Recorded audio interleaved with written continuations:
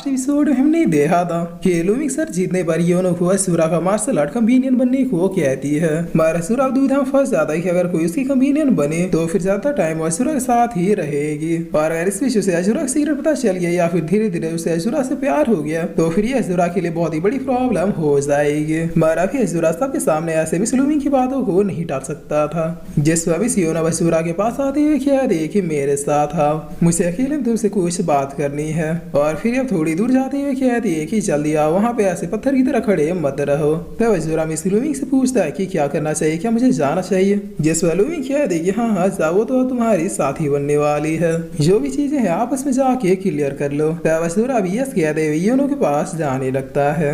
जिस पर अब यहाँ थोड़ी दूर जंगल में पहुंच गया असुरा मिस योनो को ग्रीट करते हुए कहा था कि मेरा नाम 27 है, अगर आपको मेरा कंपेनियन नहीं बनना तो आप फिर मुझे मना कर दीजिए, मुझे कोई प्रॉब्लम नहीं है।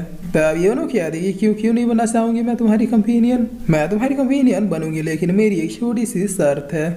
जिस पर असुरा कहता है कि शर्त, कैसी शर्त। तब योनो कह दी कि एक दूसरे कंपेनियन बनने के लिए ट्रस्ट होना बहुत ही ज्यादा जरूरी है, इसलिए अगर मैं तुमसे ये फेरी फ्लावर मांगू तो क्या तुम मुझे दोगे। और फिर योनो अपने मन में कह दी कि ये फ्लावर तो मुझे ये देगा नहीं, बस अब जैसे ही मुझे ना कहेगा वैसे मैं ट्रस्ट के नाम पे इसकी कंपेनियन बनने से साफ इनकार कर दूंगी। तब असुरा इस फ्लावर को निकाल के इन्हें देते हुए कहता है कि ये लीजिए, आपने बिल्कुल सही कहा, ट्रस्ट होना बहुत ही ज्यादा जरूरी है। जिस पर मिस योनो बहुत ही फनी तरीके से शौक होते हुए कहती है कि क्या। तब असुरा कहता है कि आप इसे हमारी तरफ से फर्स्ट मीटिंग का गिफ्ट समझिए, मेरे लिए भरोसे से ज्यादा प्रीशियस ट्रेजर और कुछ भी नहीं है। जिस पर मिस योनो कहती है कि ये एक मिथिकल ट्रेजर है जो कि हजारों सालों में सिर्फ एक ही खिलता है, क्या वाकई में सिर्फ ट्रस्ट के नाम पे तुम मुझे इसे दे रहे हो। तब असुरा कहता है कि हाँ क्यों नहीं, अब तो आप मेरी साथी हुए ना, भला आप लोगों को इसे स्किप करने में मुझे क्या ही प्रॉब्लम होगी। जिस पर अब इस लाइन को सुन के मिस योनो अंदर से बहुत ही ज्यादा इम्प्रेस हो जाती है और ये ब्लश करते हुए असुरा की ओर देखने लगती है। तब असुरा अगर कुछ बोले सीधे यहाँ से निकलने लगता है। जिस पर योनो पीछे से देखते हुए अपने मन में कह दे कि इसका मतलब वाकई में हम लोग एक दूसरे के कंपेनियन हुए। और अब असुरा तुरंत ही मिस लूमिंग के पास पहुंच जाता है, जहाँ लूमिंग कह दे चलो सारे लोग निकल चुके, अब हमें भी वापस चलना चाहिए। तब असुरा कह दे हाँ मैं भी आ गया। जिस पर अब अगर किसी प्रॉब्लम या फिर ऑकवर्डनेस के असुरा मिस लूमिंग को पकड़ के पीछे बैठ जाता है। तब असुरा के ऐसे बिहेवियर से मिस लूमिंग काफी ज्यादा ब्लश करने लगती है और फिर अपने मन में कह देगी नहीं मैं ये क्या सोच रही हूँ, जरूर इसे उठ खिंचाने में डर लग रहा होगा इसीलिए पकड़ा है। और इतना सोचते ही मिस लूमिंग अब सीधे यहाँ से असुरा को लेके निकल जाती है। तब मोटू कहता है कि इसे हमारी जरा भी परवाह नहीं है, देखो तो कैसे मिस लूमिंग के साथ बैठ के निकल गया, हमसे पूछा तक नहीं। जिस पर अब सीन चेंज होता हम दे रही शानदार मौसम में ये लोग बहुत ही आराम से टाइम सेट की ओर जा रहे थे। जहाँ लूमिंग अब असुरा से पूछती है कि मिस योनो तुम्हें अकेले में क्या कहा। तब असुरा बताता है कि उसने मुझसे कुछ कहा नहीं बल्कि वो फेरी फ्लावर मांग लिया। जिससे सुना लूमिंग बहुत ही शौक होते हुए कह दी कि क्या उसने मांगा और क्या तुमने दे दिया। तब असुरा कहता है कि हाँ दे दिया, वैसे भी उतना बड़ा ट्रेजर मेरे किस काम का, मैं तो कल्टीवेशन भी नहीं कर पाता। जिस पर मिस लूमिंग कह दी कि वो एक बहुत ही रेयर ट्रेजर था इसलिए उसे तो मांगना ही था, लेकिन तुमने भी देने से पहले मुझसे एक बार भी नहीं पूछा। तब असुरा कहता है कि वो सॉरी लगता है मुझसे गड़बड़ हो गई। जिस पर लूमिंग अब काफी ज्यादा सोचते हुए असुरा से पूछती है कि क्या अगर मैं तुमसे फ्लावर मांगती तो तुम मुझे देते। तब असुरा कहता है कि डेफिनेटली यस, अगर आप मुझसे पहले ही मांग लेती तो मैं आपको ही देता। जिस पर लूमिंग अब अपने मन में कहता है कि बड़ा आया मुझे देने वाला, अगर मुझे ही देना था तो फिर उसे क्यों दिया, अब तो बार बार वो चुड़ैलो फ्लावर दिखा के मुझे जेलस करेगी।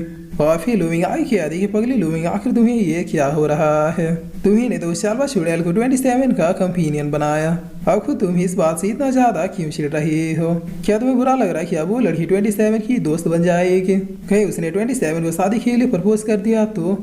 जिसमें लूमिंग अब ये सब सोच ही रही होती है तभी असुरा कुछ बहुत ही डेंजरस फील होता है। तब अचानक ताली से लोग ऊपर धड़ाधड़ कहीं से अटैक होने शुरू हो जाते हैं। जिस पर ये एल्डर अपनी पावर से यूज करते सामने एक शील्ड को क्रिएट कर देते हैं और करते हुए कहते हैं कि हम पे हमला हुआ है, लगता है कोई पहले से हमारे लिए घात लगा के बैठा हुआ था। तब इन अटैक वैसे इनका शील्ड ब्रेक होने लगता है। जिस पर मिस लूमिंग कह देखिए एल्डर की शील्ड भी इन अटैक को नहीं झेल पा रही है, लगता है ये लोग बहुत ही पावरफुल पर्सन है। तब लूमिंग अब चिल्लाते हुए कह देखिए अगर औकात है तो फिर सामने अब ऐसे छुप के तो कोई भी अटैक कर सकता है। जिस पर अब यहाँ पे काले कपड़े पहने कुछ लोग आते हैं, क्या देखिए आज स्टाइलिंग सेट वालों में से कोई वापस लौट के नहीं जाएगा। तब लूमी कहती है लेकिन हमने तुम्हारा क्या बिगाड़ा है। जिस पर ये लोग कहते हैं कि कुछ भी नहीं बिगाड़ा, लेकिन कहा ना स्टाइलिंग सेट वालों में से कोई भी जिंदा लौट के नहीं जाएगा। और ना कहते ये लोग अब एक स्टाइलिंग सेट वालों पर दोबारा अटैक करने के लिए बढ़ जाते हैं। तब ये एल्डर कहते हैं सीडमैन के अटैक को और ज्यादा नहीं चल सकता।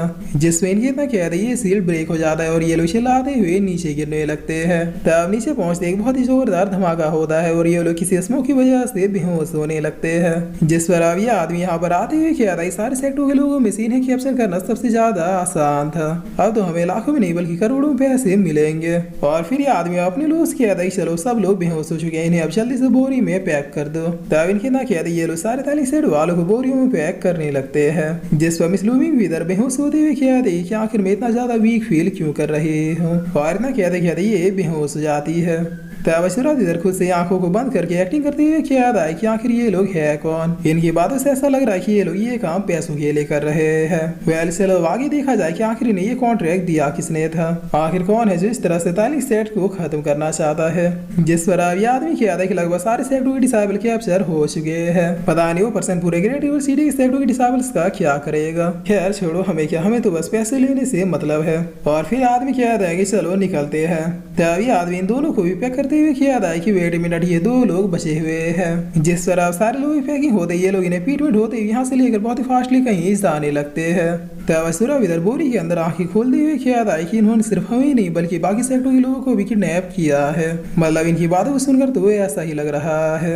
लेकिन पूरे ग्रेट रिवर सिटी वालों से भला किसकी क्या ही दुश्मनी हो सकती है। वेल अब बस वेट करके देखते जाना है कि आखिर वो कमीना है कौन। जिस पर अब बोरी होने की वजह से जुरा मिस लूमी के कुछ ज्यादा ही करीब था। ये इस मौके पे काफी ज्यादा ऑकवर्ड फील करते हुए याद है काश इस टाइम में अभी बेहोश हो चुका होता। सॉरी मिस लूमी, लेकिन मैं इस सिचुएशन में अभी कुछ भी नहीं कर सकता। हमें कुछ देर ऐसा ही रहना होगा। और अब सीन चेंज होता है, हम एक अननोन प्लेस में एक बहुत स्ट्रेंज पवेलियन को देखते हैं जहाँ पर एक काले कपड़े पहने लोग पहुंचते हुए कहते हैं कि हम लोग आ गए। जिसके बाद ये लोग काफी ज्यादा हंसते हुए अंदर घुस जाते हैं।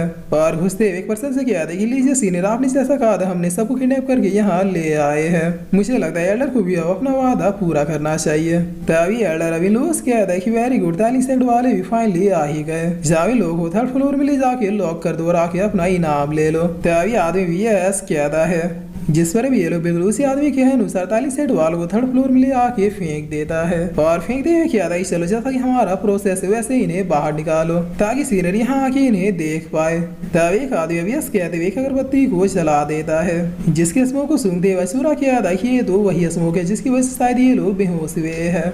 ये धुआं इधर से लोगों को कुछ समय के लिए बिल्कुल पैरालाइज कर दे रहा है।